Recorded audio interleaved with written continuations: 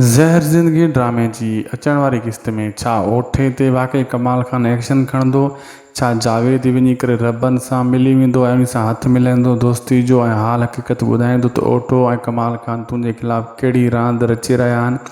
छा ओठे जे मथां एतबार कंदो कमाल खान या जावेद जी ॻाल्हि ते एतबार कंदो, हिक ॿिए ते इल्ज़ाम हणी रहिया आहिनि। नेक्स्ट एपिसोड में वारिस छा कंदो, पंहिंजे चाचा खे छॾाइण में कामयाबु थी वेंदो ऐं जेको ज़हर ॾिनो वियो आहे छा मरियम बची वेंदी या कमाल खान जे यानी चुंगल में ॻाल्हियुनि में फासी वेंदी या पंहिंजी जान छॾाइण में कामयाबु थी वेंदी।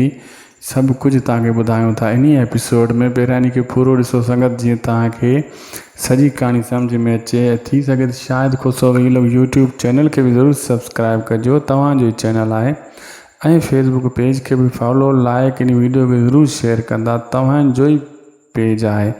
हाँ मुख़्तसर ॻाल्हि खुटाईंदा हलूं ऐं तव्हांखे कहाणी ॿुधायूं नेक्स्ट एपिसोड जी। पोइ क़िस्त में तव्हांखे ॿुधायो होसीं त पठाणी खे ज़हर मिलियो आहे, पठाणी मरदी कोन लेकिन उनजो ॿारु ज़ाया थी वेंदो। उअं ई थियो तव्हां ॾिठो, उनजो ॿारु ज़ाया थी वियो कमाल खान खां। हाणे मरियम खे वकण ॾींदो नेक्स्ट एपिसोड में, लेकिन मरियम पंहिंजी जान छॾाइण में कामयाबु थी वेंदी। इहा ॻाल्हि कंदी त हुन ॿारु ज़ाया कयो ऐं पाण खे बचाईं, तॾहिं रड़ियूं कयईं। बाक़ी जेको आहे हुन रड़ियूं ईअं न कयूं, हो चवंदो तूं ज़हर ॾिनो आहे, मरियम खे कमाल खान चवंदो, लेकिन पंहिंजी जान छॾाए वेंदी मरियम फ़िलहालु आर्ज़ी तौरु। बाक़ी ओठो इल्ज़ाम हणंदो कमाल खान, ओठो हणंदो जेको आहे जावेद इल्ज़ाम त इहो गद्दार आहे, ऐं जावेद चवंदो ओठो गद्दार आहे। कमाल खान परेशान थी वेंदो, फ़िलहालु कंहिं ते एतबार ख़ासि न कंदो, लेकिन जावेद पंहिंजे भउ खां ऐं ओठे जे ज़ुल्म खां वञी करे रबन से खे सॼी हाल हक़ीक़त ॿुधाईंदो नेक्स्ट अॻी एपिसोड में।